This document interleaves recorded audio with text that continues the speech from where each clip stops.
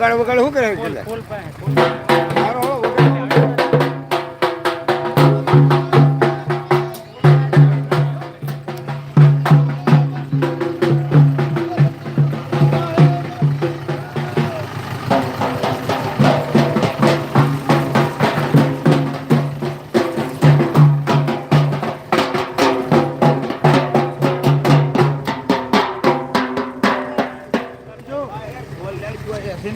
વગાડ આને ત્યાં પડ્યા અરે તું રેવા દે સામા અરે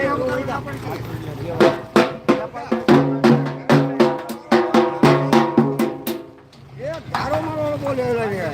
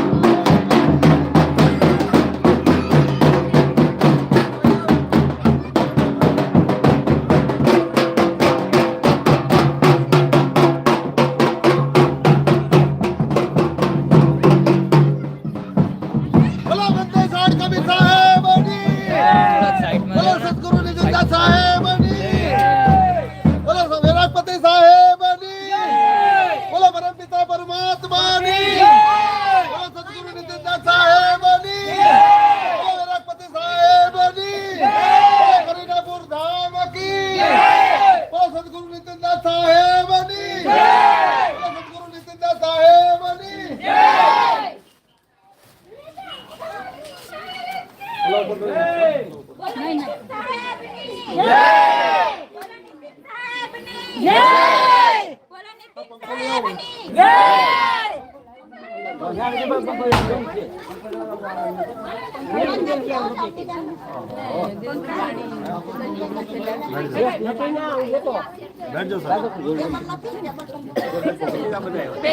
બધા બે હવે તમારી પાસે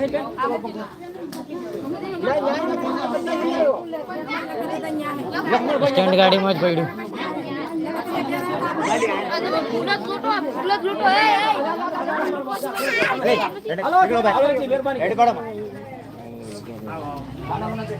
જોડવાની વાત કરે છે એક નામ એક ઝંડા એક ભાષા તો એવા સંત આજે આપણે અહીંયા પધાર્યા છે જેઠાભાઈ ની અહીંયા પ્રસંગ હોવાને કારણે થોડાક લોકો ત્યાં એમાં અટવાણા છે કાંઈ વાંધો નહીં આવી જશે હમણાં થોડી વારમાં અને લોકોને થોડુંક મોડું પૂછ્યું છે ગુરુજીના આવતા એટલે થોડો વાર લાગે છે હવે વધુ સમય નહીં લગાડતા અહીંયા ऊना तालुका ऊना तहसील में सबसे ज्यादा सब भगत लोग हैं सब परमात्मा की भक्ति करते हैं उगम फूट नाम में जो पंथ है उसमें बहुत सारे लोग जुड़े हैं अच्छी बात है कि वो पंथ भी वो गुरु भी जीवों को जगाने का काम करते हैं और भी पंथ है कबीर पंथ है हमारे दानाभाई है निरात वाले हैं बहुत सारे पंथ है तो सभी काम कर रहे हैं लेकिन हमें जल्दी कैसे जागा जाए बस यही मुद्दा होना है तो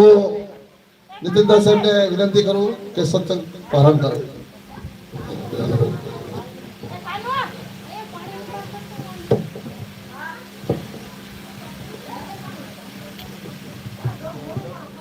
साहिब बंदगी सतनाम। तो आज परमपिता परमात्मा की अपार कृपा से सोमनाथ में ऊना तहसील में ये प्रोग्राम सत्संग का प्रोग्राम आयोजित किया गया है। बहुत बड़े भाग होते हैं उन जीवों के जो अपने पूरे जीवन काल में एक बार भी सतगुरु बंदी छोड़ कबीर साहब के इस मूल ज्ञान को सुन पाते हैं और उससे भी बड़े भाग होते हैं उन जीवों के जो इस ज्ञान को थोड़ा सा भी समझ पाते हैं। क्योंकि सुनना आसान है, आए बैठे घंटा 2 घंटा सुन के चले गए, लेकिन इस ज्ञान को समझना बहुत मुश्किल है। मुश्किल क्यों है, कारण क्या है? क्योंकि जन्मों जन्मों से जो चीजें हमें धर्म के नाम पे पढ़ाई गई बताई गई, जो भी हमें कर्मकांड सिखाए गए, ये मूल ज्ञान उन सबको खत्म करके एक आत्म ज्ञान की शिक्षा देता है। ये मूल ज्ञान हर प्रकार के जितने भी कर्मकांड चल रहे हैं किसी भी धर्म में, उन सबको खत्म करके एक परमपिता परमात्मा की शरण में जाने का संदेश देता है। क्योंकि भले हम अलग अलग धर्मों में बट गए हैं, भले हम अलग अलग जात पात अलग अलग पंथों में गुरुओं में बट गए हैं, लेकिन परमपिता परमात्मा सबका एक है, इसमें कोई दो राय नहीं है। सब जानते हैं इस बात को। हिंदू भी कहते हैं ईश्वर एक है, परमेश्वर एक है, मुसलमान भी कहते हैं अल्लाह एक है, सिख भी कहते हैं वाहिगुरु अकाल पुरख एक है, और ईसाई भी कहते हैं गॉड एक है। चारों की किताबों में ये लिखा भी गया है कि भगवान ने संसार बनाया, सूरज चांद सितारे बनाए। मुसलमानों की किताब में लिखा है कि अल्लाह ने ये संसार बनाया, सूरज चांद सितारे बनाए। सिखों की किताब में लिखा है वाहिगुरु ने अकाल पुरख ने ये संसार बनाया, सूरज चांद सितारे बनाए। और ईसाइयों की किताब में लिखा है गॉड ने ये संसार बनाया, सूरज चांद सितारे बनाए। चारों किताबों में यही जिक्र है। तो अगर ये अलग अलग होते तो हमारे सामने कितने सूरज होते? एक अल्लाह बनाता, एक भगवान बनाता, एक वाहिगुरु बनाता, एक गॉड बनाता, तो 4 सूरज हमारे सामने चमक रहे होते। हम कह पाते कि ये अल्लाह वाला है, ये गॉड वाला है, ये भगवान वाला है, ये वाहिगुरु वाला है। लेकिन ऐसा नहीं है। किताबें 4 हैं, उसमें जिक्र अलग अलग 4 नामों के हैं, भगवान के, अल्लाह के, वाहिगुरु गॉड के। लेकिन जब वस्तु पे आएंगे तो वस्तु केवल एक है, सूरज एक है। लिखा चारों किताबों में है, मान चारों ही धर्म के लोग रहे हैं कि ये भगवान ने बनाया, अल्लाह ने, वाहिगुरु ने बनाया, गॉड ने बनाया। लेकिन इस चीज को मानने के लिए तैयार नहीं है कि सूरज तो एक ही है। अगर ये चारों ताकतें अलग अलग होती, ये चारों किताबें अलग अलग भगवान की महिमा गा रही होती, तो भाई यहां पर सूरज भी 4 होते और चांद भी 4 होते, धरती भी 4 ही होती। लेकिन ऐसा नहीं है। इसका मतलब जो ज्ञान हमें समझाया जा रहा है, आप बैठ जाओ। जो ज्ञान समझाया जा रहा है वो एक ही परमात्मा के लिए है, 2 3 4 5 के लिए नहीं है। समझ लो अच्छे से। लेकिन इस बात को समझने में जन्मों जन्म भी जाते हैं, इस बात को समझने में पूरा जीवन बीत जाता है। ये बात समझ में नहीं आती। क्यों? कारण क्या है? क्योंकि हमें एक करने वाले कम और अनेक करने वाले ज्यादा हैं। भगवान के नाम पे, अल्लाह के नाम पे एक करने वाले कोई बिरले हैं और लड़वाने वाले बहुत ज्यादा हैं। इसलिए हम उनके चंगुल में फंस जाते हैं और हम अपने ही पिता, अपने ही अब्बू, अपने ही फादर, अपने ही भगवान के लिए लड़ने लग जाते हैं, केवल नामों के चक्कर में कि इसने गॉड कह दिया, मेरा वाला अल्लाह है, इसने राम कह दिया, मेरे वाला वाहिगुरु है। नाम अलग हैं लेकिन राम एक ही है। जैसे पानी के नाम कई हैं, जल, वाटर, नीर, तोय, पानी। अब कोई इन नामों के पीछे लड़ने लग जाए तो वो बेवकूफ है, मूर्ख है। जिसे तत्व ज्ञान नहीं है वो नाम के चक्कर में उलझ जाता है, और जिसे तत्व ज्ञान है वो जल, वाटर, नीर, तोय किस तत्व को बोला गया है अगर ये पता है तो झगड़ा होने का मतलब ही नहीं बनता। तो आज इसी मूल ज्ञान को समझेंगे, इसी आत्म ज्ञान को समझेंगे और जन्म मरण से मुक्ति का एकमात्र भेद आज उसको जानेंगे। तो सत्संग शुरू करने से पहले परमपिता परमात्मा के नाम पे जयकारा लगाएंगे और फिर सत्संग शुरू करेंगे। बोलिए परमपिता परमात्मा की, सतगुरु बंदी छोड़ कबीर साहिब की, सभी संतों की, सभी भक्तों की, सतगुरु मदनपति साहिब की, दीवान जवाहरपति साहिब की, सतगुरु गोलमपति साहिब की, सतगुरु राम सेवक साहिब की, सतगुरु वैरागपति साहिब की, कलीनापुर धाम की, सभी संतों की, सभी भक्तों की, सत्संग कराने वालों की, इनके माता पिता की, इस गांव नगर बस्ती की, सकल हंस को बंदगी साहिब सत्ता। तो कबीर साहब इस संसार में आए सब जीवों को एक ही संदेश देते हैं, चारों युगों में आके एक ही संदेश देते हैं कि उस परमपिता परमात्मा को कैसे पाना है। ये अपने जीवन खत्म होने से पहले पहले जान लो। ऐसा ना हो कि ये जीवन खत्म हो जाए, ये मृत्यु तुम्हारे सामने खड़ी हो जाए और तुम्हारे पास कोई चारा ही ना बचे। इससे पहले कि तुम्हारी मौत आ जाए, तुम्हें वो गुप्त ज्ञान प्राप्त करना है जिसे प्राप्त करने के लिए ये इंसान जन्म मिला है। ये खाने पीने मौज करने के लिए, ये आम जानवरों की तरह बच्चे पैदा करने के लिए और उसके बाद मर जाने के लिए नहीं मिला है। जो आज आदमी काम कर रहा है वो सारे काम जानवर भी कर रहा है। बस 4 पैसे कमा के, मकान बना के बड़े बड़े आदमी सोच रहा है मैं बहुत बड़ा बन गया। कुछ भी नहीं है, कुछ भी नहीं है। आप देखोगे दीमक छोटी सी इतने बड़ी बड़े अपने हिसाब से इतने बड़े बड़े महल बना देती है। देखो बर्मियां उसकी कितनी ऊंची है। आप देखो चिड़िया ऐसे ऐसे घोंसले बना देती है, तुम सोच भी नहीं सकते। मकड़ी देखो ऐसा जाल बना देती है, आज तक इंसान बना ही नहीं पाया वैसा जाल। तो सबके पास अपनी अपनी कला है। ये बिल्कुल गलतफहमी में मत रहना कि इंसान जीवन बहुत बढ़िया से जी के चलेगा तो ये जन्म सफल हो गया। सबके पास अपनी अपनी कला है। तुमने भी अपनी कला यूज कर ली, तुमने भी बड़े बड़े मकान बना लिए, तुमने 52 अक्षर पैदा कर लिए, बोलचाल का विषय बना दिया, एक दूसरे के नाम रख दिए। इससे ज्यादा क्या किया? वही जानवर की तरह आए, खाया पिया, बच्चे पैदा किए, मर गए। अरे अपना लक्ष्य क्या था? इंसान जन्म का लक्ष्य क्या है? ये किसी को नहीं समझ में आ रहा है। पूजा पाठ कर भी रहा है तो खुद की बनाई चीजों की। मंदिर किसने बनाया? खुद ने। मूर्ति किसने बनाई? खुद ने। ये मंत्र तंत्र किसने बनाए? खुद ने। ये ग्रंथ किसने लिखे? खुद ने। इंसान अपनी ही बनाई चीजों को भगवान की बनाई चीज मान के पूज के चला गया, कुछ नहीं मिला उसे। आज भगवान भी पूज रहा है तो खुद का बनाया हुआ भगवान। इंसान ही भगवान को बना रहा है, पत्थर को बना रहा है, फिर इंसान ही पूज रहा है। बताओ क्यों? कारण क्या है? क्योंकि इसको पता ही नहीं है पूजना है किसे, करूं तो करूं क्या। इसलिए खुद ही अपना भगवान बनाता है और खुद ही उसमें प्राण डाल देता है। कौन डाल रहा है प्राण? भगवान में भी कोई प्राण डाल सकता है क्या?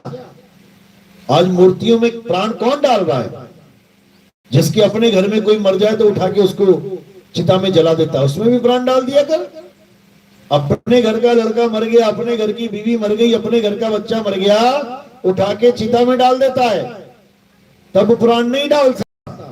लेकिन भगवान की मूर्ति में प्राण डालने की हैसियत है। ये अज्ञान है मेरे भाई, अज्ञान। ज्ञान क्या है उसको समझना पड़ेगा। परमात्मा है क्या उसको समझना पड़ेगा। इस दुनिया में करने क्या आए हैं उसको समझना पड़ेगा, तब कल्याण होगा, नहीं तो नहीं होगा। तो अच्छे से समझ लो आज कि आखिर हमारे इंसान जन्म का लक्ष्य क्या है। कबीर साहब भी समझाते हैं, अन्य संत भी समझाते हैं, गीता भी समझाती है। गीता को तो सब जानते ही हैं, चलो ठीक है, कबीर साहब सबके जीवन में नहीं है। कोई कहता है मैंने तो पहली बार कबीर साहब का नाम सुना है, लेकिन कृष्ण जी का नाम तो कभी ना कभी सुना ही होगा। और ये भी जानता होगा कि कृष्ण जी ने एक ग्रंथ बताया है गीता, जिसका ज्ञान हिंदू धर्म में घर घर तक पहुंचा हुआ है। लेकिन केवल उतना ही ज्ञान पहुंचा हुआ जितने में उनका काम चल रहा है। आगे का ज्ञान किसी को नहीं बताया गया। यानी पूजा पाठ तक का तो ज्ञान सबके पास है कि कृष्ण जी की पूजा कर लो, कोई जन्माष्टमी आ गई है पूजा कर लो। लेकिन कृष्ण जी ने ज्ञान क्या समझाया वो किसी के समझ में नहीं आया। आज उसी ज्ञान को अच्छे से समझेंगे और उम्मीद करेंगे कि आगे का ज्ञान भी हर जीव की बुद्धि में पड़े, मालिक की दया हो, विवेक जागे और उसे समझ में आए कि करना क्या है। तो कृष्ण जी जब अर्जुन को ज्ञान समझाने लगे, युद्ध को बीच में रोक के, क्यों? क्योंकि अर्जुन युद्ध करने के लिए तैयार नहीं था। वो क्या बोल रहा था कि केवल 5 गांव के चक्कर, दादा को मार दूं मैं, अपने चाचा को मार दूं मैं, अपने भाइयों को मार दूं, सगे नहीं तो सौतीले, केवल 5 गांव के चक्कर में, छोड़ो ये 5 गांव भी नहीं चाहिए मुझे। हम एक बैरागी त्यागी का जीवन जी लेंगे। 12 साल तो जी लिए थे गुप्तवास में, बचा हुआ जीवन भी बिता लेंगे, लेकिन अपने भाइयों का कत्ल नहीं करेंगे। धर्म युद्ध है, आने वाला समय इस युद्ध को याद करेगा और इस युद्ध की वजह से धर्म की स्थापना होगी। तो अर्जुन को जब गीता में ज्ञान समझाना शुरू किया तो सबसे पहला अध्याय जो ज्ञान के आधार पर बोला गया वो दूसरा अध्याय था। पहले अध्याय में केवल बताया गया कि कैसे संजय धृतराष्ट्र को सारा हाल समझा रहा है कुरुक्षेत्र का। दूसरे अध्याय में ज्ञान शुरू होता है, और कौन सा ज्ञान शुरू होता है? जो हमारे जीवन का परम लक्ष्य है। क्या है? आत्मज्ञान। अध्याय 2 में ये नहीं बताया कि हे अर्जुन पूजा पाठ करो, हवन यज्ञ करो, ये करो। अध्याय 2 में ये समझाया गया कि हे अर्जुन, इस काया के अंदर, इस शरीर के अंदर एक जीव है, यानी जीवात्मा है। वो जीवात्मा जन्मों जन्मों से भटक रही है, कभी आदमी बन के, कभी चूहा, बिल्ली, हाथी, घोड़ा, शेर, मच्छर, मक्खी, सांप, बिच्छू बन के ये भटकती जा रही है 84 में। 84 लाख जन्म लेने के बाद एक बार इंसान जन्म मिल रहा है इसको, ये फिर भी नहीं समझ पा रही कि मैंने करना क्या है। उस इंसान जन्म को भी बर्बाद करके फिर वापस 84 में चली जाती है। अब अर्जुन इस बात को समझ, धर्म युद्ध तो करना ही है, अपना कर्म तो निभाना ही है, लेकिन उस ज्ञान को भी प्राप्त करना है जिससे हमारा जन्म मरण खत्म हो जाएगा। और जन्म मरण के लिए केवल एक ज्ञान है, इसके अलावा और कोई ज्ञान नहीं। और उस ज्ञान का क्या नाम है? आत्मज्ञान। आत्मज्ञान, आत्मज्ञान का मतलब क्या होता है? किसी भगवान की, किसी देवी देवता की, किसी की भी पूजा करना बिल्कुल नहीं। आत्मज्ञान का मतलब होता है कि तुम अपनी आत्मा को जानो, अपने आप को पहचानो कि आखिर वो आत्मा है क्या, जिसकी वजह से हिंदू भी चल रहा है, जिसकी वजह से मुस्लिम भी चल रहा है, जिसकी वजह से सिख भी चल रहा है, जिसकी वजह से ईसाई भी चल रहा है। उस आत्मा की वजह से ही सारे धर्मों के सारे लोग अपना अपना तीर्थ स्थान पूज रहे हैं, अपनी अपनी किताब पढ़ रहे हैं, अपने अपने कलमे, अपनी अपनी नमाज पढ़ रहे हैं, अपनी अपनी जो ग्रंथ हैं वो पढ़ रहे हैं, अपनी अपनी साधना कर रहे हैं। किसकी वजह से? आत्मा की वजह से। सब कुछ कर रहे हैं आत्मा की वजह से, लेकिन सारी उम्र बीत जाती है, किसको नहीं जान पाते हैं? उस आत्मा को ही नहीं जान पाते हैं जिसकी वजह से सारे काम हो रहे हैं। आप पंडाल में आए हो, सत्संग में आए हो, किसकी वजह से? आत्मा की वजह से। अगर ये रास्ते में शरीर को छोड़ देती, अगर ये आत्मा रास्ते में शरीर को छोड़ देती तो क्या हो जाता? ये शरीर वहीं ढेरी हो जाता, एक उंगली भी ना हिला पाते तुम। और फिर क्या होता? फिर 4 लोग उठा के ले जाते तुम। कहां? शमशान घाट में या फिर कब्रिस्तान में, जैसे जिसका धर्म है। तो क्या हो जाता? बिना आत्मा के उस शरीर को मिट्टी समझ के जला दिया जाता, दफना दिया जाता, गाड़ दिया जाता। लेकिन जब तक आत्मा तुम्हारे साथ है तब तक तुम्हें कोई परेशान नहीं कर सकता, आग नहीं लगा सकता, कोई तुम्हें धरती में नहीं दबा सकता। तो इसी आत्मा के बारे में अर्जुन को इतना अच्छा समझाया गया। कृष्ण जी ने एक एक बात खोल के समझाई, लेकिन अर्जुन को भी ये बात पूरी समझ में नहीं आई। क्या बताया गया? हे अर्जुन, ये दुनिया में अगर कोई सत्य है तो वो केवल और केवल आत्मा है। आत्मा परम तत्व है, सत्य तत्व है। और असत्य क्या है? ये संसार असत्य है। ये संसार असत्य का मतलब जो भी चीज हमें आंखों से दिखाई दे रही है, जो भी चीज, चाहे मैं आपको देख रहा हूं और आप मुझे देख रहे हो, ये असत्य है। जो चीज दिख रही है असत्य है। क्यों? क्योंकि हे अर्जुन, असत्य का जन्म होता है, असत्य की मृत्यु होती है। असत्य सदा बदलता रहता है, असत्य कभी एक रस नहीं रहता। कुछ भी देख लो, पेड़ देख लो, छोटा सा था, देखते देखते देखते इतना बड़ा हो गया। झूठ है, असत्य है। कुछ भी देख लो, मंदिर देख लो, मस्जिद देख लो, गुरुद्वारे देख लो, चर्च देख लो, क्या है? दिखने में आते हैं। जब बनाए गए तो नींव खोदी गई, धीरे धीरे धीरे एक एक 2-2 4-4 इंच करके आगे बढ़ता गया, रोज बदलता रहा। तो जो बदल रहा है वो असत्य है, वो टूटेगा एक दिन। जो बना है वो बिगड़ेगा एक दिन। ये पेड़ पौधे, ये शरीर, ये सब कुछ जो संसार में दिख रहा है सब असत्य है। इनकी पूजा नहीं करनी है।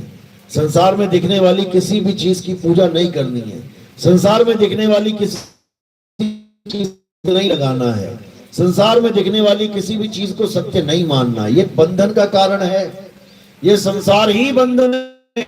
और अगर संसार की एक भी चीज से तुम्हारा दिल लग गया तो तुम शरीर छोड़ने के बावजूद यहां आ जाओगे, वापस आना पड़ेगा।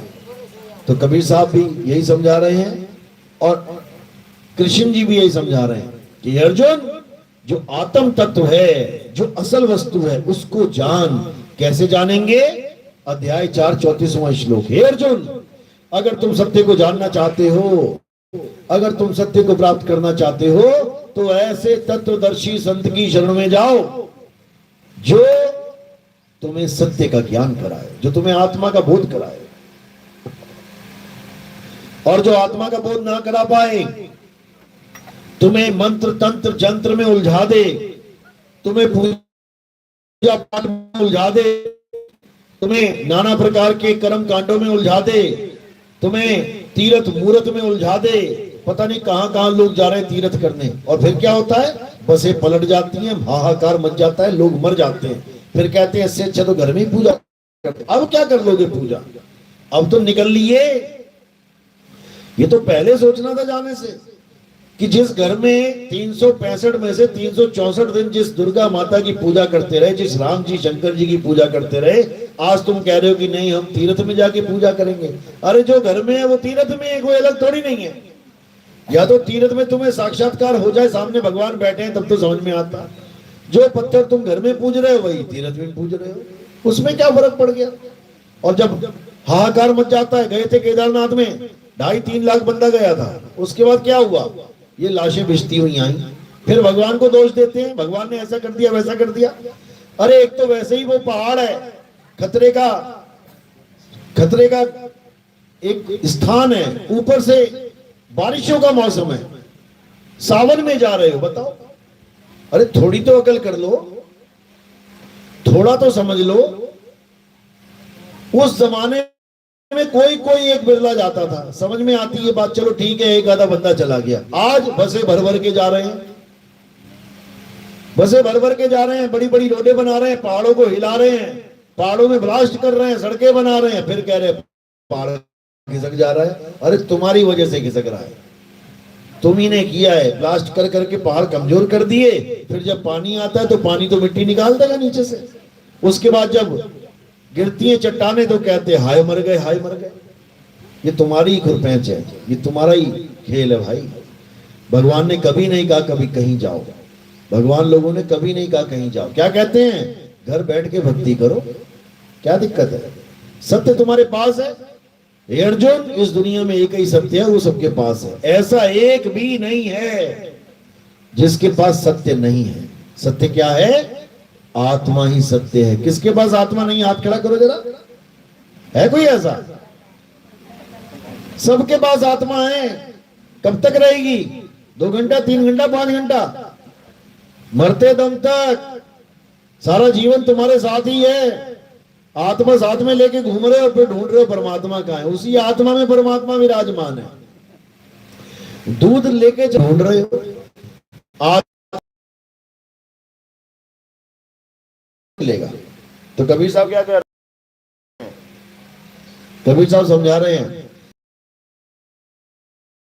सेज न कोई वा घट की, जिस घट पर घट होए।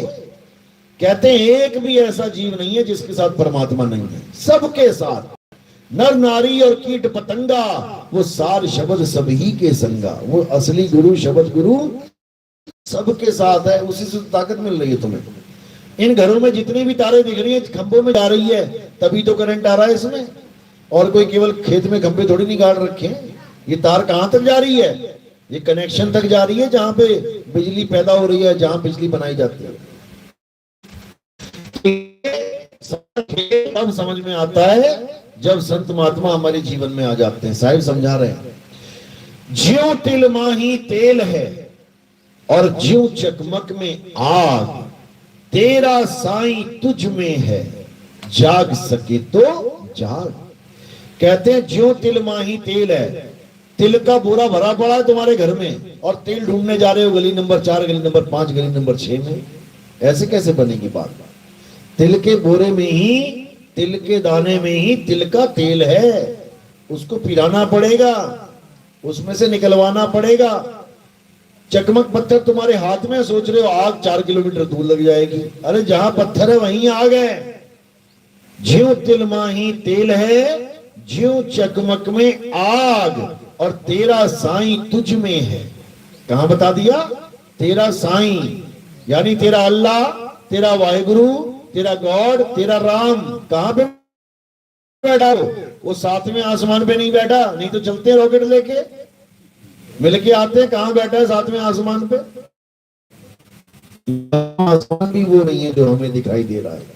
7वां आसमान भी गुप्त भेद है। जब पूरा गुरु मिलता है, जब कामिल मुर्शिद मिलता है, तो 7वें आसमान का राज खुलता है, और वो कहीं दूर नहीं है, वो तुम्हारे पास है। मुझको कहां ढूंढे रे बंदे, मैं तो तेरे पास में। ना मंदिर में, ना मस्जिद में, ना काबे कैलाश में, ना मैं जप में, ना मैं तप में, ना एकांत निवास में, और खोजी होए तुरंत मिल जाऊं।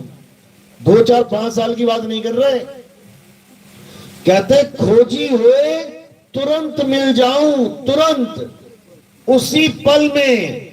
अगर तुम्हें गुरु मिल गया, उसी पल में बता देगा वो परमात्मा कहां विराजमान है। खोजी हुए तुरंत मिल जाऊं, एक पल की तलाश में, और कहें कबीर सुनो भाई साधो, मैं तो हूं विश्वास में। जब गुरु मिल जाता है तो ऐसा नहीं होता कि हाँ हाँ अल्लाह तो है लेकिन पता नहीं है कहाँ है, आसमान पे कि जमीन पे, कहाँ पे, ऐसा नहीं होता। जब कामिल मुर्शिद मिल जाता है तो तुम्हें खुदा का पता लग जाता है, खुदा कहाँ पे है। खुदा का नाम खुदा क्यों रखा गया? ताकि खुद में आ, जब खुद में आएगा तो खुदा को पाएगा। खुदा तुझसे दूर नहीं है, वो बिल्कुल तेरे पास है, रमा हुआ है तुझ में। राम नाम क्यों रखा गया भगवान का? राम, राम का मतलब होता है जो रमा हुआ है, उसको राम कहते हैं। तो समझा रहे कबीर साहब, जो तिल माही तेल है, तेल कहां रमा हुआ है? तिल में रमा हुआ है। इसी प्रकार हमारा राम हम में रमा हुआ है। कस्तूरी कुंडल बसे और मृग ढूंढे वन माही। कस्तूरी मतलब पता है ना कस्तूरी क्या होती है? हिरण की नाभि में होती है, बहुत खुशबू आती है उससे। हिरण को जब खुशबू आती है तो हैरान हो जाता है कि इतनी खुशबू कहां से आ रही है। सोचता है किसी घास फूस में से आ रही है। सारी उम्र घास ही सूंघता रह जाता है, इस बन से उस बन, उस बन से उस बन, और एक दिन मर जाता है। उसको पता ही नहीं लगता है आ कहां से लगी। कहते हैं कस्तूरी कुंडल बसे मृग ढूंढे वन माही। ऐसे रमता राम है, रमता राम, ऐसे रमता राम है, ये दुनिया जाने नहीं। ये रमता राम कहां रमा हुआ है? ये तुम्हारी आत्मा में रमा हुआ है। आत्मा, आत्मा का नाम आत्मा क्यों रखा है पता है? खुदा का नाम खुदा क्यों है बता दिया ना। खुद में आ तो हो गया खुदा। आत्मा नाम क्यों रखा है? आत्म, आत्म यानी खुद। आत्म में आ तो क्या बन गया? आत्मा। इसी आत्मा का भेद कबीर साहब समझा रहे हैं। इसी आत्मा का भेद अर्जुन को कृष्ण जी ने बताया। अध्याय 3 17वां श्लोक। हे अर्जुन, जो अपनी आत्मा में रमण करते हैं, जो अपनी आत्मा में तृप्त हैं, जो अपनी आत्मा में संतुष्ट हैं, उनके लिए कोई धार्मिक कर्म कर्तव्य लागू ही नहीं होता। यानी ये जितनी भी मंदिरों की पूजा पाठ है, जितने भी पत्थरों की पूजा पाठ है, जितने भी तीर्थ मूर्त व्रत कुछ भी बना हुआ है भगवान के नाम पे, ये उन लोगों के लिए बना हुआ है जो आत्मज्ञानी नहीं है, नहीं है, समझ लो। और जो आत्मज्ञानी है उनके लिए इसका कोई मतलब ही नहीं है। ये जितने भी स्कूल बने हुए 10वीं से 12वीं तक किसके लिए बने हुए हैं? जो बच्चे अभी कॉलेज में नहीं है उनके लिए बने हुए हैं। और जो कॉलेज पहुंच गया वो जाएगा दोबारा कभी 5वीं 7वीं 8वीं 10वीं 12वीं में? कभी नहीं जाएगा वो। उनके लिए किसी मतलब का नहीं रह गया ये काम। यानी शुरुआत तो तुम वहीं से करोगे। कहां से? मंदिर से, मस्जिद से, गुरुद्वारे से, चर्च से। क्यों? क्योंकि वो हमारे विद्यालय हैं। विद्यालय क्यों बोला गया? क्योंकि विद्यालय में विद्या प्राप्त होती है, ज्ञान प्राप्त होता है। विद्यालय में पुस्तक होती है, किताबें होती हैं। देख लो मंदिर में कौन सी किताब मिलेगी? मंदिर में गीता मिल जाएगी, रामचरितमानस मिल जाएगी, वाल्मीकि रामायण मिल जाएगी। क्या है? ग्रंथ है। ग्रंथ पढ़ के क्या मिलेगा? ज्ञान। ज्ञान कहाँ मिलता है? विद्यालय में विद्या। आप मस्जिद में चले जाओ, मस्जिद में क्या मिलेगी? कुरान पाक मिलेगी वहां पे। तो कुरान पाक मिल रही है यानी पढ़ाई हो रही है। पढ़ाई इसका मतलब विद्यालय है, विद्या मिल रही है हमें। आप गुरुद्वारे चले जाओ, वहां कौन सा ग्रंथ रखा है? श्री गुरु ग्रंथ साहब।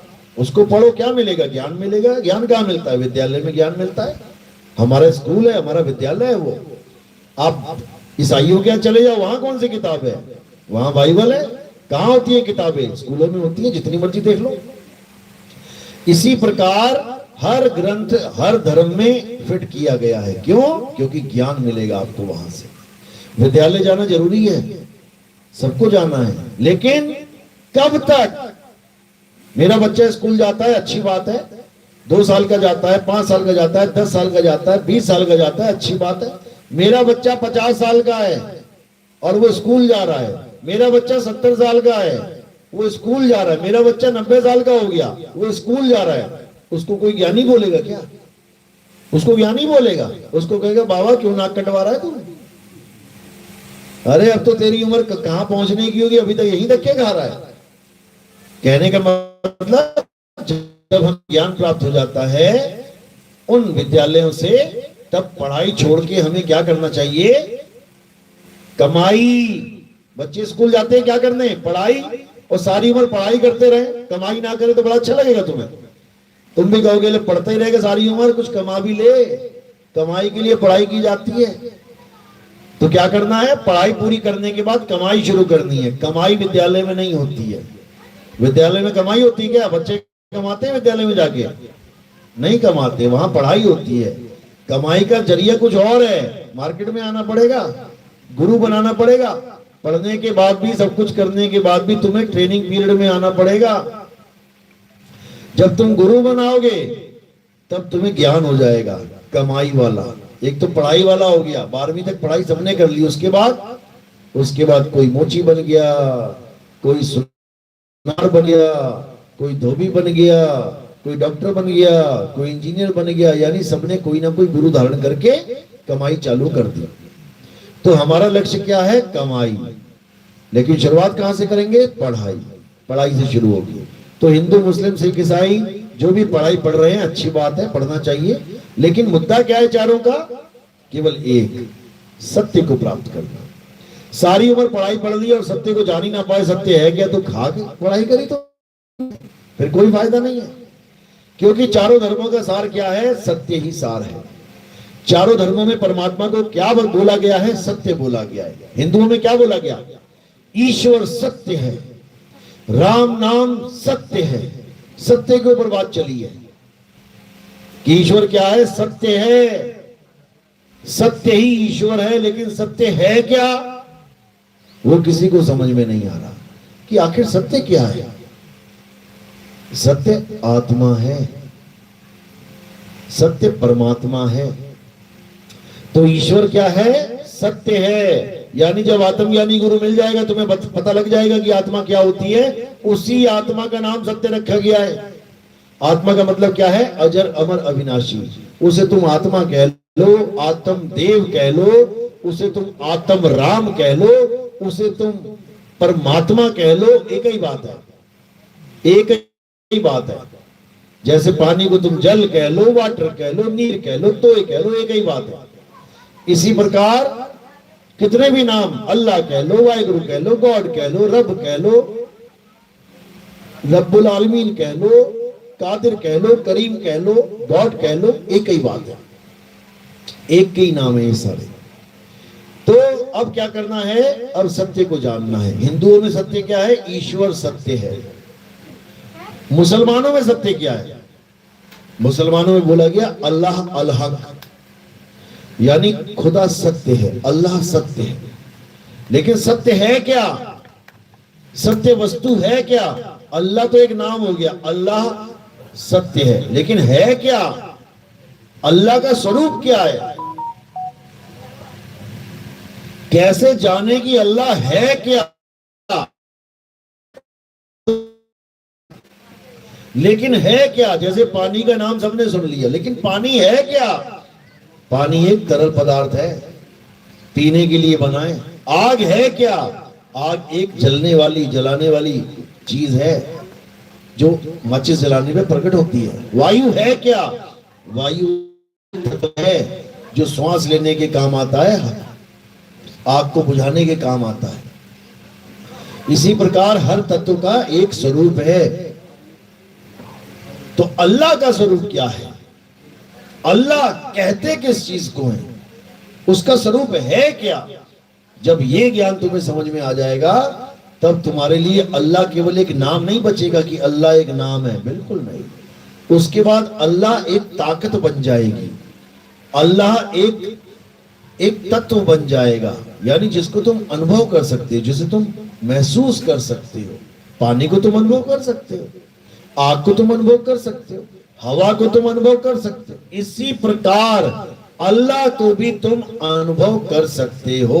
और जिन्होंने किया है उन्होंने अपनी वाणियों में बोला है, उन्होंने बताया दुनिया को कि मैंने खुदा को प्राप्त किया है। जिसने बोला अनल हक, एक संत फकीर था मुस्लिम, उस जमाने में क्या नाम था उसका पता है? क्या नाम था? उसने उस जमाने में क्या बोला कि अनल हक, यानी जब मैंने खुद को प्राप्त किया, अपने आप को जाना, तब मुझे पता लगा मैं ही सत्य हूं,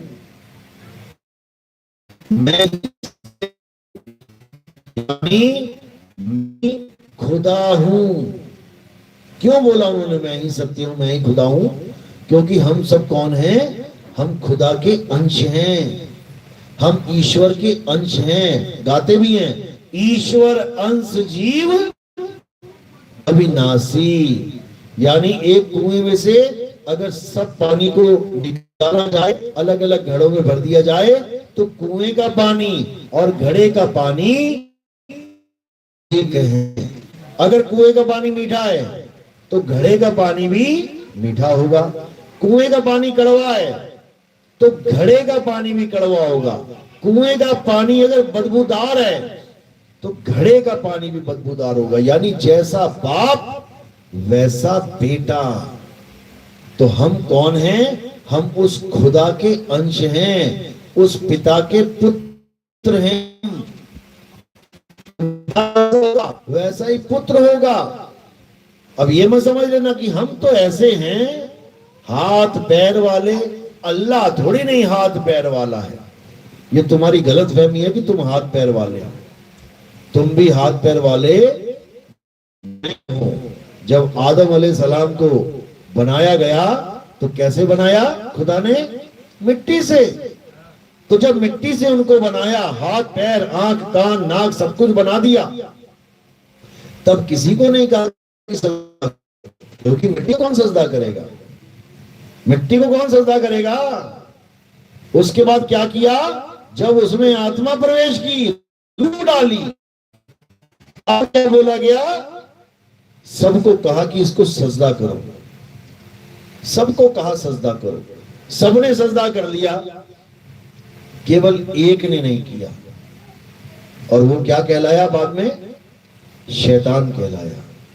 उसी शैतान के ऊपर सारी कुरान टिकी हुई है कि शैतान है और खुदा है। बस दो पार्टियां हैं। शैतान तुमसे गलत काम करवा रहा है और अल्लाह तुमसे अच्छे काम करवा के जन्नत तुम्हें देना चाहता है।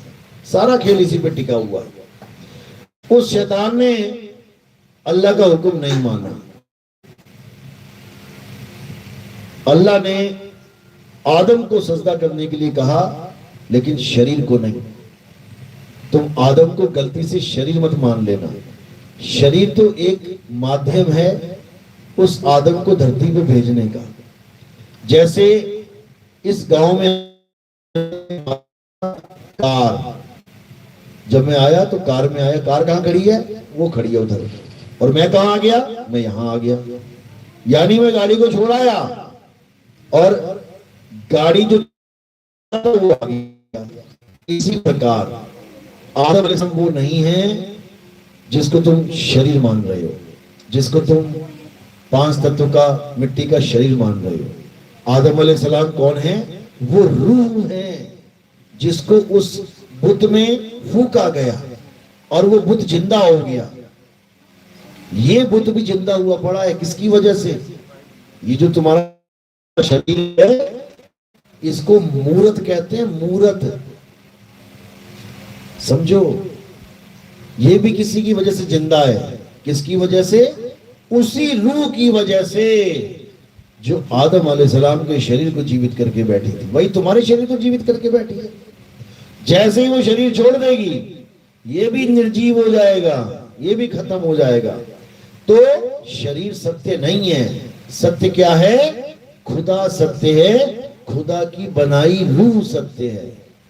बनाई कहना पड़ रहा है, लेकिन वो बनने बिगड़ने से न्यारी है, वो कभी बनती और बिगड़ती नहीं है। तो ईश्वर सत्य है और खुदा भी सत्य है, अल्लाह अल हक। अब ईसा है सत्य है, लेकिन सत्य को वो भी नहीं जानते। सत्य का आत्मा ही सत्य है। ईसाइयों में आत्मा का जिक्र तो करते हैं वो लोग, उसको क्या कहते हैं ये लोग? The Holi spirit. आप किसी भी सत्संग में चले जाओ ईसाइयों के, बस एक ही बात 50 बार दोहरा देंगे, होली स्पिरिट आ जाओ, होली स्पिरिट आ जाओ, होली स्पिरिट, हे पवित्र आत्मा मुझे पवित्र कर दो, पवित्र आत्मा मुझे पवित्र कर दो। कह रहे हैं पवित्र आत्मा आओ मुझे पवित्र कर दो, लेकिन ये नहीं जानते कि पवित्र आत्मा पहले से ही तेरे घट में प्रवेश है। यानी ये पंखा कह रहा है हे करंट आओ और मुझे चला दो, हे करंट आओ मुझे करंट पहले से ही चल रहा है उसमें, वो जान नहीं रहा है उस आत्मा को। तुम्हारे पास पहले से ही आत्मा है, कोई ले और दे नहीं सकता तुम्हारी आत्मा। तो गॉड इज ट्रूथ, यानी गॉड आत्मा है। आत्मा कह लो, परमात्मा कह लो, आत्म देव कह लो, आत्म राम कह लो, एक ही बात है। अब सिखों में आ जाओ, सिख क्या कह रहे हैं? वो कह रहे हैं हमारा अकाल पुरख, हमारा भगवान क्या है? सत्य है। इसलिए उनका नारा क्या है? सत्य श्री अकाल। किसी सिख के पास जाओगे क्या बोलते हैं वो? हिंदू कहेगा राम राम, यानी रमता राम तेरे अंदर भी है मेरे अंदर भी है। मुस्लिम कहेगा सलाम वालेकुम, सिख कहेगा सत श्री अकाल। क्यों? अकाल पुरुष ही सत्य है। लेकिन सत्य जानता नहीं है कि सत्य है क्या, बस एक सत श्री अकाल। सत्य है क्या वो किसी को खबर नहीं है। सत्य क्या है? आत्मा। उस गुरु ग्रंथ साहब में वाणी दर्ज है, आत्म देव पूजिए गुरु के सहज सुभाए, आत्मे नो आत्मे दी प्रतीत ते घर ही परचा पाए। बिल्कुल क्लियर बता दिया। क्या कह रहे हैं कि अगर कोई पूजनीय है इस संसार में तो वो क्या है? वो खुदा है, अल्लाह है, वाहिगुरु है, गॉड है, राम है। वो ताकत है जिसकी वजह से सारी कायनात चल रही है। ये जितने भी हाथ पैर आपके हिल रहे हैं, ये जितने भी जो कुछ भी तुम्हें दिख रहा है, जान जिसमें जान है, वो सब उस खुदा की मेहरबानी है। नहीं तो ये 5 तत्वों का संसार है, जड़ है। पानी जड़ है, धरती जड़ है, वायु जड़ है, अग्नि जड़ है, आकाश जड़ है। इस जड़ में उसको समझना है। तो हर धर्म सत्य की महिमा तो गा रहा है, लेकिन सत्य को जान नहीं पा रहा है। सत्य को कौन जानेगा? जिसके जीवन में कामिल मुर्शिद आ गया, जिसके जीवन में सतगुरु आ गया, वो समझ जाएगा कि मैंने करना क्या है। फिर वो 52 अक्षरों के जाल में नहीं फंसेगा। 52 अक्षरों का जाल क्या है? जो धर्म के नाम पे हमें आज तक पढ़ाया गया, हमें रटवाया गया, हमें सिखाया गया। क्या है वो? 52 अक्षर का जाल। ये 52 अक्षर क्या होते हैं? इंसान के द्वारा, मुख के द्वारा, कंठ के द्वारा, होठों के द्वारा बनाए जाने वाले सारे अक्षर 52 अक्षर कहलाते हैं। कौन कौन से हैं? आ, इ, ई, उ, ए, ये क्या है? ये स्वर है। और व्यंजन है। तो मिला के 52 अक्षर। जब हवन यज्ञ चालीसा 52 में आती है। मुसलमानों का कलमा नमाज 52 अक्षरों में आता है।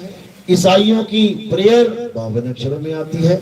सिख भाइयों की अरदास, गुरु ग्रंथ साहब का पाठ पठन, मंत्रों का जाप, वाहिगुरु वाहिगुरु, सब 52 में आता है।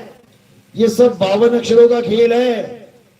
सब 52 अक्षरों के द्वारा अपने अपने भगवान को प्रसन्न करने में लगे हैं। कोई पूजा कर रहा है, पाठ कर रहा है, कोई हवन कर रहा है, यज्ञ कर रहा है, कोई नित्यनेम कर रहा है, कोई मंत्र जप रहा है, कोई कुरान पढ़ रहा है, कोई कलमा पढ़ रहा है। सब के सब 52 के जाल में उलझ गए हैं। कबीर साहब समझा रहे हैं, 52 के जंजाल में फंस गया ये संसार, सिमरन 52 का करे कैसे लागे पार। यानी जब भी भगवान को, अल्लाह को, वाहिगुरु को, गॉड को याद करने की बात होती है तो इंसान क्या करता है, उठा के 52 अक्षर जपने लग जाता है। या खुदा, अल्लाहु अल्लाहु, वाहिगुरु वाहिगुरु, राम राम, राधे राधे, ओम नमः शिवाय, ओम नमः शिवाय। यानी करना था मालिक को याद, उस आत्मा को याद करना था, और करने क्या लग गया, मंत्रों के जाप। उल्टा काम हो गया है। तो पीना था पानी और बनाने लग गया पानी की कहानी। कैसे? नाम जप के जपता रहे सारी उम्र, पानी पानी पानी जप के। क्या प्यास बुझ जाएगी? बुझ जाएगी। फिर कुआं कौन खुदवाएगा भाई? फिर कुआं क्यों खोद रहे हो? सारे बैठ जाओ, पानी पानी जप लो, सबकी प्यास बुझ जाएगी। फिर कोई नहीं जपेगा, फिर कहेगा अरे पानी जपने से भी कभी पानी मिलेगा।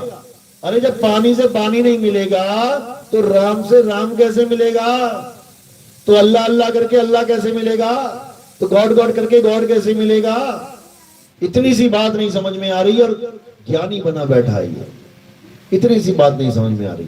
52 अक्षर है मेरे भाई, 52 अक्षर जीव के द्वारा बोले जाते हैं, और जो आदि अक्षर है आत्मा, उसमें जीवा का नहीं काम। तो क्या कह रहे हैं? 52 अक्षर जोरे आन, सज्ञान अक्षर एक पहचान। ये इंसान ने क्या कर दिया? ये 52 अक्षरों को जोड़ तोड़ के जोड़ तोड़ के जोड़ तोड़ के इतने नाम बना दिए। आप देखोगे कुरान में अल्लाह के 100 नाम है, 100 नाम। अल्लाह एक है, नाम 100 है। सोचो 100 में से असली वाला नाम कौन सा है? अरे 52 अक्षरी नाम है भाई, 100 के 100। अगर ये अक्षर ना होते, का खा गा गा गा, यारा लावा शाह, अ आ ई उ ऊ, बताओ कौन सा नाम रख पाते? क्या तुम राम जी का नाम राम रख पाते? क्या तुम कृष्ण जी का नाम कृष्ण जी बोल देते? क्या तुम अल्लाह को अल्लाह कह पाते? या तुम वाहिगुरु को वाहिगुरु कह पाते? तुम गॉड को गॉड बोल पाते? ये सारे 52 अक्षर हैं। 52 अक्षरों के द्वारा इस इंसान ने राम का नाम रख लिया, अल्लाह का नाम रख लिया, वाहिगुरु का नाम रख लिया, गॉड का नाम रख लिया, आया रख लिया, अरबों खरबों। दशरथ के घर पुत्र पैदा हुआ राम, उसके एक नाम रखा राम। और इस इंसान ने, भगत ने कितने नाम रख दिए? अभी गूगल पे सर्च, भगवान के 108 नाम आएंगे कि नहीं आएंगे? आ जाएंगे। अंजनी रखा था हनुमान। हनुमान जी के भक्तों ने कितने नाम रख दिए? अभी अभी सर्च करो हनुमान जी के 108 नाम, आ जाएंगे कि नहीं आएंगे? आ जाएंगे। सबके 108 छोड़ो, 1,000 नाम बना रखे, 1,008 नाम भी मिल जाएंगे तुम्हें। लेकिन इससे होगा क्या? अरे पानी के तुम 5 छोड़ो, 5,000 नाम रख लो। पानी पीने की वस्तु है कि जपने की? इतनी सी बात नहीं समझ में आ रही है, और सोच रहा है कि मेरी मुक्ति हो जाएगी, मुझे जन्नत मिल जाएगी। जन्नत नहीं मिलेगी, अगले माह का गर्भ मिलेगा, जैसे पिछली माह का मिल गया है। गर्भ जून में जाना पड़ेगा। तो क्या करना है? अब हमें 52 से परे निकलना है, 52 का जाल तोड़ना है। 52 अक्षर कहां पैदा होते हैं? मुंह में। ये मुंह है ना, कंठ, यहां से पैदा होते हैं। जीभ काट दो सबकी, सारे नाम खत्म। कोई राम ना बोल पाएगा, कोई अल्लाह ना बोल पाएगा। 52 अक्षर जीव आधारा, आदि अक्षर जीव्या से न्यारा, वाही को सत सिमरन कहिए, सिमर सिमर नर उतरो पारा। यानी ये 52 अक्षरों के जाल को समझ लो, 52 अक्षरों को त्यागो, 52 अक्षरों को समझ के इससे खेड़ा छुड़ाओ, इसे अपना पीछा छुड़ाओ। नहीं तो ये 52 क्या करेगा? ये तुम्हें अगली गर्भ जून में ले जाएगा।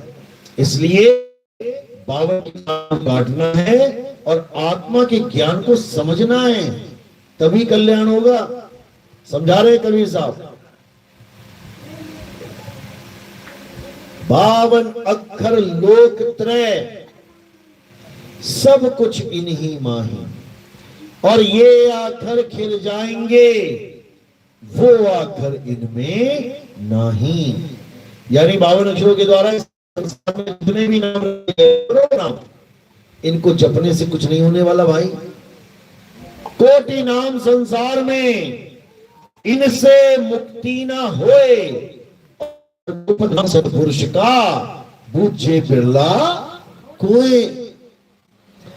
बिरला ही हो जो सत्य नाम को बूझ लेता, इस को पावे आप स्वरूप। कहते हैं हमारा स्वरूप क्या है? हमारा स्वरूप ही सतनाम है।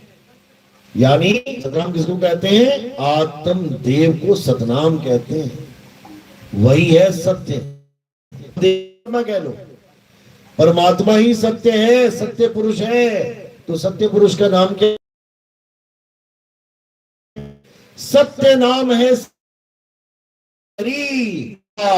सतगुरु का उपदेश यही। कहते सतनाम को जानो, वही सार है, उसको जानो और निकलो यहां से। दोबारा वापस नहीं आना है किसी मां के गर्भ में। समझ लो, ये सारा खेल किसका चल रहा है? कि तुम्हें मरने के बाद दोबारा जीवन ना मिले।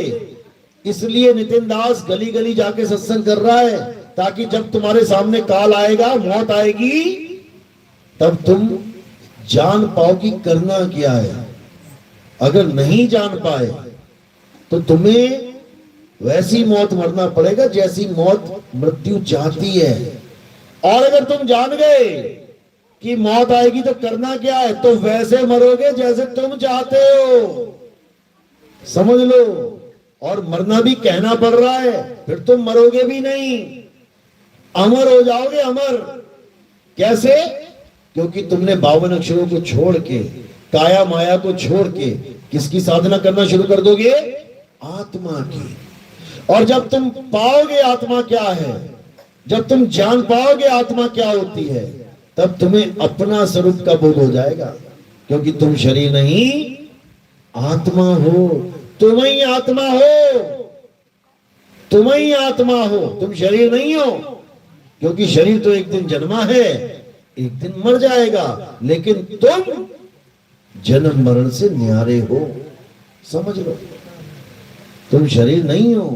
जो तुम सोच रहे हो कि मैं यहां पैदा होके बैठ गई हूं। डेट ऑफ बर्थ याद है सबको अपनी? किस दिन पैदा हुए संसार में, किस दिन आए हो? डेट ऑफ बर्थ याद है सबको? याद है ना? जिसको डेट ऑफ बर्थ याद है वो पक्का मरेगा एक दिन। कोई बचा नहीं सकता उस माई उसको, कोई माई का लाल। जिसको अपनी डेट ऑफ बर्थ याद है कि मैं इस दिन पैदा हुआ था, वो पक्का मरेगा, उसको कोई बचा नहीं सकता। क्यों? कारण क्या है? क्योंकि उसने ये मान लिया कि मैं इस तारीख को पैदा हुआ। और इस धरती का क्या नियम है, इस संसार का क्या नियम है?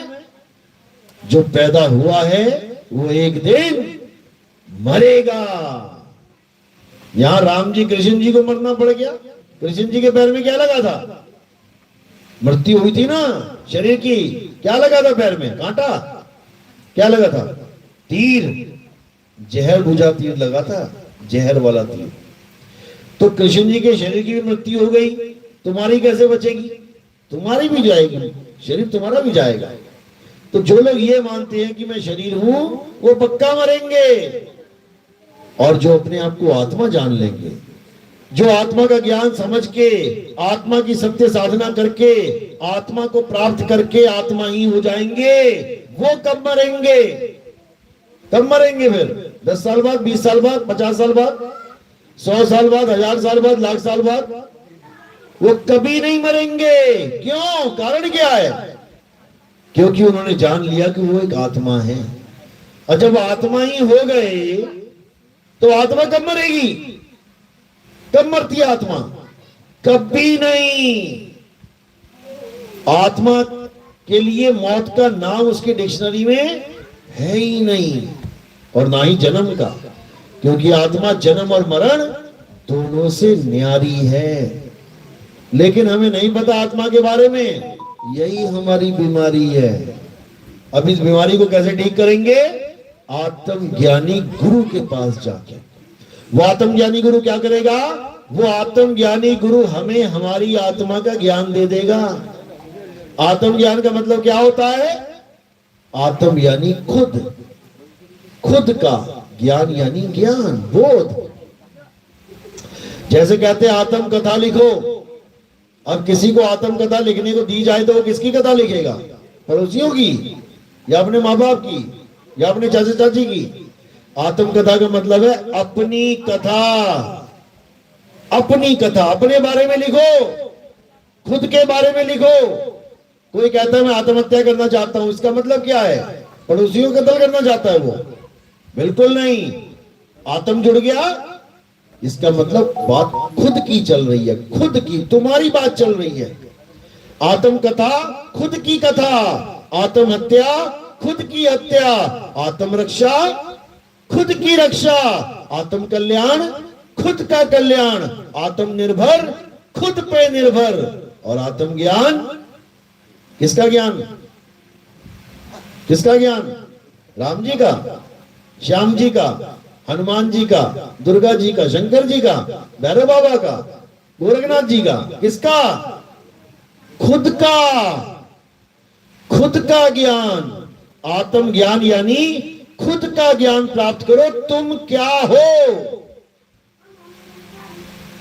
कुएं में से एक मटका पानी लेके आ गए, अच्छी बात है, कुएं में भी पानी है, मटके में भी पानी है, दोनों सत्य है। लेकिन दुविधा क्या पड़ गई? कुएं का पानी तो अपने मूल में है, स्थित है, ये मटके का पानी खुद को मटका समझने लग गया। मटके का पानी खुद को मटका समझने लग गया। अब वो पानी नहीं रहा, अब वो मटका ही हो गया। दिक्कत ये हो गई है। यानी परमात्मा का जीव जो अजर अमर अविनाशी है, इस मटके में, ये मटका है, मिट्टी का है ना, मटका किसका होता है? मिट्टी का। ये मटके बैठे हैं सारे, एक दिन फूट जाएंगे, समझ लो। ये मटका कहां बनता है? कहां लेके आया? कहां से लेके आया मटका? दिल्ली में मिला था ये, कलकत्ता में? कहां से, कहां मिला ये मटका? कहां मिलता है? मां के गर्भ में। इसलिए मां के गर्भ को क्या बोलते हैं? कुंभी नरक। कुंभी नरक क्यों बोलते हैं?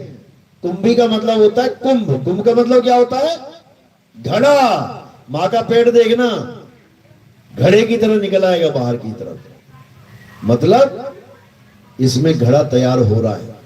यानी बच्चा मां के गर्भ में तैयार हो रहा है, वो घड़ा बन रहा है। इसमें घड़ा पकाया जाता ना भट्टी में, ये भट्टी लगी है, इस भट्टी में घड़ा पकाया जाता है। और जब घड़ा पक जाता है पूरा, तो क्या होता है? इसमें जीव डाल के बाहर निकाल दिया जाता है। वो जीव अविनाशी है, वो मरता जन्मता नहीं है। ईश्वर अंश जीव अविनाशी। लेकिन ये मटका बनता और बिगड़ता है। अब वो जीव अपने आप को भूल गया मैं क्या हूं, और अपने आप को मटका समझने लग गया। काला मटका बाहर आ गया तो कहता है अरे यार मैं तो काला हूं। गोरा मटका बाहर आ गया, कहता है मैं तो बहुत गोरा हूं। ये अपने आप को मटका समझ बैठ गया। अब ये मटका टूटेगा, एक दिन फूटेगा, और मटका कहां मिल जाएगा? मिट्टी में मिल जाएगा। मिट्टी से आया था, मिट्टी में मिल गया। लेकिन ये जीव कहां से आया? मैं तुझसे पूछूं पंडिता, ये जीव कहां से आया? वो जगह बता। यानी मटके का पानी तू ले आया, लेकिन पानी लाया कहां से है? उस कुएं का एड्रेस बता, ताकि ये पानी वापस उसी कुएं में चला जाए और मुक्त हो जाए। लेकिन यहां दुविधा क्या है कि पानी अपने आप को मटका समझ के बैठा, कहता मैं चौधरी हूं यहां का। एक लाठी पड़ेगी और चौधरी मिट्टी में मिल जाएगा। बात ये है, यानी अपनी हस्ती अलग बना के बैठ गया है, परमात्मा को भूल गया है, अपने घर को भूल गया है, और मिट्टी को अपना घर बना के बैठ गया। ये मिट्टी हमारा घर नहीं है भाई, ये मिट्टी का संसार हमारा संसार नहीं है। कबीर साहब समझा रहे हैं, रहना नहीं देश बेगाना है। हम किसी और देश में आके बैठ गए हैं। जैसे आज तुम भारत में हो तो मजे में हो, कोई कानून कानून तोड़ दे तो ठीक है, 500 की पर्ची दे के हो जाता है काम। क्यों? अपने ही बंदे हैं यार, कोई बात नहीं। पुलिस वाला भी हिंदुस्तानी और चोर भी हिंदुस्तानी ले दे के काम चला लेते हैं। एक बार अरब देश में जाके चोरी करके देखना, एक बार अरब देश में जाके चोरी करके देखना, फिर क्या होगा? तुम्हारे हाथ ही नहीं बचेंगे दोबारा चोरी करने के लिए। वहां का नियम क्या है? जो करोगे सो भरोगे। तो इस धरती का क्या नियम है? इस मृत्युलोक का नियम क्या है? जो करोगे सो भरोगे। तो भैया कहां से हमारा घर हो गया? ये हमारा घर कहां से हो गया? पिता के घर में अगर पुत्र ने कुछ गलती कर दी तो क्या करेगा पिता? गला काट देगा पुत्र का? नहीं काटेगा। लेकिन यहां कटेंगे भाई। यहां राम ने बाली को मारा तो राम को मरना पड़ गया, आगे कृष्ण बन के मरना पड़ा कि नहीं? राम ने बाली को मारा तीर, राम ने बाली को तीर मारा, रावण को भी मारा। रावण ने तो ना मारा आगे पलट के, बाली क्यों मार गया? क्योंकि राम जी ने मर्यादा भंग करके मारा उसको। रावण को खुला चैलेंज करके मारा। आमने सामने लड़ाई हो रही है, तू भी 4 तीर मार, मैं भी मारता हूं, जो मरेगा मर गया, लड़ाई हो रही है। लेकिन ये सीन बाली के साथ नहीं था। बाली और सुग्रीव आपस में लड़ रहे थे। जब 2 भाई आपस में लड़ रहे हैं, वो भी निहत्थे, शस्त्र लेके नहीं लड़ रहे। क्यों? क्योंकि दोनों भाई हैं, मारना थोड़ी नहीं है एक दूसरे को। मारा तो बाली ने पहले भी था सुग्रीव को। अगर उसको जान से मारना होता तो पहली बार भी निपटा देता। लेकिन 2 भाई लड़ रहे हैं, उनकी आपसी बहस है भाई। घर में लड़ाई हो जाती है, 2-4 झापड़ मार के शांत हो जाते हैं, 1-2 साल बाद फिर बोलने लग जाते हैं, क्या दिक्कत है? लेकिन ये क्या ड्रामा चला भाई? 2 भाई लड़ रहे हैं निहत्थे, पीछे से राम जी आगे छुप के तीर मार दिया बाली के। अब बाली ने समझ गया, क्योंकि वो भी खिलाड़ी है, ये तो फाउल है भाई। क्षत्रिय एक धर्म है, क्षत्रिय एक धर्म है। अगर उस धर्म में कोई अधर्म मिक्स कर दे तो फिर उसको फल भुगतना पड़ता है। आप फुटबॉल खेलो, फुटबॉल में अगर कोई फाउल कर दे, उसी वक्त दूसरा बंदा बोलता है फाउल है जी, और एम्पायर जो होता है उसमें रेफरी उसी वक्त हाथ खड़ा कर देता है कि ये फाउल हुआ है, पेनल्टी देनी पड़ेगी। इसी प्रकार, क्योंकि बाली भी एक क्षत्रिय है, उसको भी पता है कि कोई क्षत्रिय दूसरे क्षत्रियो को कब मार सकता है। निहत्थे को नहीं मार सकता शस्त्र से, बच्चे को नहीं मार सकता, किसी औरत को नहीं मार सकता। ये क्षत्रिय धर्म का नियम है, और जो नियम के खिलाफ चलता है फिर उसको फाउल हो जाता है। तो जब बाली को देखा, बाली ने देखा ये तो फाउल कर दिया इसने, ये राम जी ने छुप के मार दिया मुझे, तब ललकार के कहता है, अरे राम, अगर तू इतना ही बड़ा क्षत्रिय था तो मुझे एक बार ललकार के देखता, आपने सामने लड़ लेते, जीत जाते क्या राम भगवान? जीत जाते बाली से। तुम्हारी गलतफहमी है। बाली को वरदान मिला था कि जो भी उसके सामने आएगा लड़ने के लिए तो क्या हो जाएगा? उसकी आधी ताकत बाली में आ जाएगी। रावण को बगल में 6 महीने दबा के रखा था उसने। मानो बाली 1 रुपया है और रावण 100 रुपया है, लेकिन जब रावण बाली के आगे आ जाएगा तो 50 रुपया इधर चला जाएगा। तो बाली कितना हो गया? 51 रुपया, और रावण रह गया 50 रुपया। धो के मारेगा वो। इसी प्रकार अगर राम जी सामने आ जाते हैं तो राम जी की आधी ताकत बाली में आ जाती है। तो राम जी ने क्या फैसला लिया? छुप के मार देते हैं। लेकिन ये नहीं पता कि वो भी क्षत्रिय है। उसने वचन दे दिया, उसने श्राप दे दिया कि जैसे तुमने मुझे मारा है वैसे ही मैं भी तुम्हें मारूंगा। कहां मारा था उसने? भारत के कौन से कोने में मारा पता है? कहां पे? गुजरात में ही है, हाँ, सोमनाथ में है, वहीं पे तीर मारा गया है, समझ लो। तो कर्मों की मार है, इससे कोई नहीं बच सकता। बचने का एक ही तरीका है कि अपने देश भाग जाओ।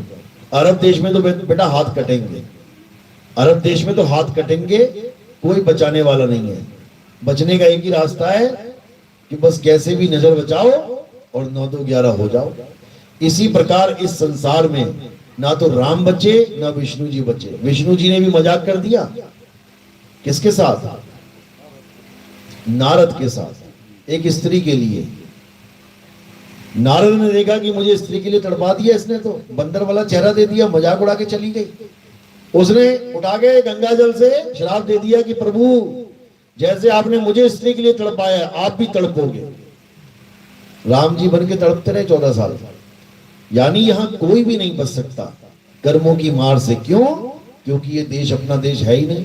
अपने बाप की 100 गलतियां कर लो, बाप कहता है बेटा कोई बात नहीं, मैं बैठा हूं, चिंता क्यों कर रहा है। लेकिन यहाँ का जो बाप है वो कहता है तू कर तो सही, तेरी मैं टांग तोड़ता हूं। यहाँ वाला बाप बड़ा खतरनाक है भाई।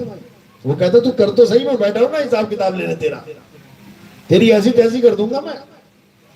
क्यों? क्योंकि अपना बाप नहीं है। अपना बाप भी कभी टांग तोड़ेगा?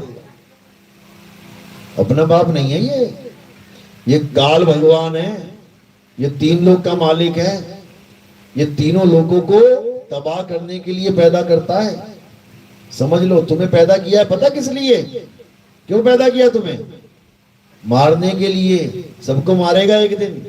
तुम्हारे दादा को मार दिया, तुम्हारे लकड़ दादा को मार दिया, तुम्हारे अकड़ दादा को मार दिया, सबको मार दिया। तुम्हें भी मारेगा, तुम्हारे बेटे को भी मारेगा, तुम्हारे पोते को भी मारेगा, पड़पोते को भी मारेगा। अकड़ लकड़ दकड़ सारे पोते मरेंगे, क्योंकि ये काल भगवान है, ये किसी को नहीं बख्शेगा। लेकिन इससे बचने का एक तरीका है, केवल एक तरीका है संसार में निकलने का। ये संसार देख रहे हो ना, अंडे की तरह है ये, इसलिए इसको कहते हैं ब्रह्मांड। ब्रह्मांड का मतलब क्या है? ब्रह्म के द्वारा उत्पन्न अंड। अंड यानी अंडा। तुम अंडे में बैठे हुए इस वक्त, इसलिए इसको ब्रह्मांड कहते हैं। इस ब्रह्मांड से निकलने का एक ही तरीका है, और वो क्या है? कबीर साहब समझा रहे हैं। अरे बचना चाहो काल जाल से तो चीनो शब्द हमारा, और कहे कबीर अमर कर राखूं। अमर करके रखूंगा तुम्हें। क्यों? क्योंकि तुम परमात्मा के बच्चे हो। जब परमात्मा अमर है, तुम काहे जन्म मरण में फंसे पड़े हो? तुम ऐसी दुनिया में क्यों रहते हो जहां मरना सत्य है? ऐसी दुनिया में भेज देते हैं जहां मरना झूठ है, कोई मरेगा ही नहीं वहां। उसे क्या कहते हैं? अमर लोक। साहिब कहते हैं अमर करूं सतलोक पठाऊं, ताते बंदी छोड़ कहाऊं। कहते मैं ऐसी दुनिया में नहीं रखूंगा तुम्हें जहां पल का भरोसा नहीं कब क्या हो जाए। हवाई जहाज उड़ रहा है इंग्लैंड जाने के लिए, 40 सेकंड में जमीन पे आके गिर जा रहा है बम बन के। ऐसी दुनिया में नहीं रखूंगा। तुम मकान बना रहे हो, बढ़िया बना लिए, रात में सो रहे हो, भूकंप आया, पूरा मकान तुम्हारे ऊपर घुस गया, आ गया। बताओ ऐसी दुनिया अच्छी है क्या? ये दुनिया काल की दुनिया है। तो साहिब समझा रहे हैं बचना चाहो काल जाल से, चीनो शब्द हमारा, और कहें कबीर अमर कर राखूं जो निज होए हमारा। फिर तुम्हें अमर लोक लेके चलेंगे। और अमर लोक में ये काया माया वाला खेल नहीं है। अमर लोक में कौन जा सकता है? अमर लोक में केवल आत्मा जा सकती है, जीवात्मा कह लो। वो ऐसी जगह जा चली जाएगी, उसके बाद जन्म मरण का खेल ही खत्म हो गया। कोई पैदा नहीं होगा, कोई मरेगा नहीं। सदा सदा के लिए अपने मालिक के चरणों में लीन हो जाएंगे, अपने परमात्मा में लीन हो जाएंगे। कैसे? जैसे गंगा नदी चलती है अलग अलग स्टेटों में घूमती हुई। जिस भी स्टेट में जा रही है, स्टेट वाले क्या कर रहे हैं? उसमें बांध लगा दे रहे हैं। गंगा को रोक रोक के बांध लगा लगा के वही धरती पे रोक लिया उसको। बिल्कुल इसी प्रकार हमें भी बांध लगा लगा के इस धरती में रोक लिया गया। हमारे कितने बांध हैं? 84 लाख बांध हैं हमारे। कुत्ता बिल्ली हाथी घोड़ा सांप बिच्छू मक्खी मच्छर खटमल ये सब बांध हैं। इस जीव को रोकने के लिए ये घड़ा लगा दिया। एक घड़ा फूटा, नीचे दूसरा घड़ा, पानी दूसरे में चला गया। वो फूटा, नीचे तीसरा घड़ा, उसका पानी नीचे चला गया। घड़े के नीचे घड़ा, घड़े के नीचे घड़ा, घड़े के नीचे घड़ा, घड़ा घड़ा घड़ा घड़ा। ये खत्म ही नहीं हो रहा घड़ा। ये घड़ा खत्म ही नहीं हो रहा। माँ के गर्भ में जाओ, घड़ा लेके आओ, फोड़ो, फिर माँ के गर्भ में चले जाओ, फिर एक घड़ा लेके निकल आओ। यही चलता रहा है, यही चलता जा रहा है। जन्मों जन्मों से युग बीत गए, आज भी यहीं बैठे हैं अपना अपना घड़ा पकड़ के। फोड़वाना चाहता कोई घड़ा अपना? अभी कोई लाठी मारे कहा ना ना ना भैया मत फोड़, मैं मरना नहीं चाहता। मरना नहीं चाहता, फिर हालत जी ले इसी संसार में। हर बंदा अपने मटके से प्रेम कर रहा है, इसीलिए बार बार मटका पकड़ के वापस आ जा रहा है। अब क्या करना है? अब मटके से ध्यान हटाना है, अब मिट्टी से ध्यान हटाना है, अब इस काया से ध्यान हटाना है। और कहां लगाना है? अपनी आत्मा में लगाना है। फिर देखो क्या होता है। साहिब समझा रहे हैं, कह रहे हैं कि सूरत फंसी संसार में, तासे पड़ गई दूर, सूरत बांध स्थिर करो, आठों पहर हुजूर। सूरत फंसी संसार में, मतलब संसार का मतलब क्या है? ये काया ही संसार है। इसी में सुरता फंसी हुई है, मिट्टी में सुरता फंसी है, यानी ध्यान फंसा हुआ है। किसका? पानी का। मटके में जो पानी है उसका ध्यान कहां फंसा है? मिट्टी में। इसलिए मिट्टी से प्रेम कर बैठा है, मिट्टी को नहीं छोड़ना चाहता। अब क्या करे? अब कुएं से प्यार करे। जो कुएं में पानी पड़ा है उस पानी से प्रेम करे, मटके की तरफ ध्यान ना दे, कुएं की तरफ ध्यान दे और वो जाके उसमें मिल जाएगा। जैसे गंगा नदी एक बार समुद्र में मिल गई, उसके बाद बांध नहीं लगा सकता कोई, फिर वो समुद्र ही हो गई। इसी प्रकार हमने क्या करना है, हमने अपने परमात्मा में लीन हो जाना है और हमें परमात्मा का ही रूप हो जाना है। साहिब समझा रहे हैं, गरीबदास जी महाराज जी की वाणी है, अरे कोटि तो ब्रह्मा भय और कोटि भय ईश, साहिब तेरी बंदगी से ये जीव होए जगदीश। यानी ये जगदीश ही हो जाएगा। ये पानी में मिलके पानी ही हो जाएगा, ये गंगा समुद्र में मिलके समुद्र ही हो जाएगी। समझ में आ रही है मेरी बात? किस किस के समझ में आ रही है? हाथ खड़ा करो जरा। बस, बाकी सब ऐसे ही बैठे हुए हैं, किसी के समझ में नहीं आई। बहुत अच्छी बात है, अब समझ में आएगी। अब आप क्या करना है, आपने हमारे YouTube चैनल कहत कबीर सुनो भाई साधो पे सत्संग सुनने हैं। धीरे धीरे धीरे धीरे हर बात समझ में आने लग जाएगी। लगभग 20% लोगों ने हाथ उठाए हैं, 80% ने हाथ नहीं उठाए, कोई बात नहीं। जिन 20% ने हाथ उठाया है, परमात्मा उनको विवेक शक्ति दे कि वो और आगे की पढ़ाई कर सके। सब बच्चे स्कूल में नहीं जाते हैं, बहुत से लोग अनपढ़ रह जाते हैं, लेकिन जो स्कूल में चला गया फिर उसको परमात्मा आगे तक गति प्रदान करता है। LKG चला गया, UKG में आ गया, पहली बुक में उसको पढ़ाई की कदर भी पता लग जाती है कि पढ़ाई की आखिर कदर है तो है क्या। फिर वो खुद से ही समझने लग जाता है कि मैंने 5वीं कर ली, मैंने 6वीं में जाना है, मैंने 10वीं कर ली, मैंने 11वीं में जाना है, मैंने 12वीं कर ली, मुझे कॉलेज में जाना है, मैंने कॉलेज कर लिया, मुझे हायर स्टडीज के लिए जाना है। फिर वो खुद ही समझने लग जाता है, उसके भला और बुरा उसे पता लगने लग जाता है। शुरू में सब बच्चे को कान से पकड़ के लेके जाते हैं, चल स्कूल चल, नहीं जाना मम्मी, नहीं जाना मम्मी, नहीं जाना, ऐसे होता है। लेकिन घर वालों को पता है कि बेटा जाना तो है, इसलिए समझा के भेजते हैं। तो आप लोग भी इस ज्ञान को समझो ताकि सबका कल्याण हो, दोबारा बार बार माँ के गर्भ में ना आना पड़े। तो आज का सत्संग यही समाप्त करते हैं।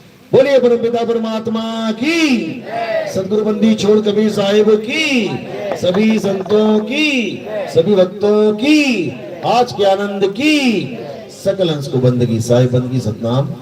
अब आरती का समय है। आरती कैसे करना है? સાહેબ કે સતનામ નીતિનદાસ સાહેબ ને ચેનલ નું જે સાહેબે નામ આપ્યું છે કહત કબીર સુનોભાઈ સાધો, એ જેની પાસે મોબાઈલ હોય એ સર્ચ કરે। અહીં અમારે નરેન્દ્રભાઈ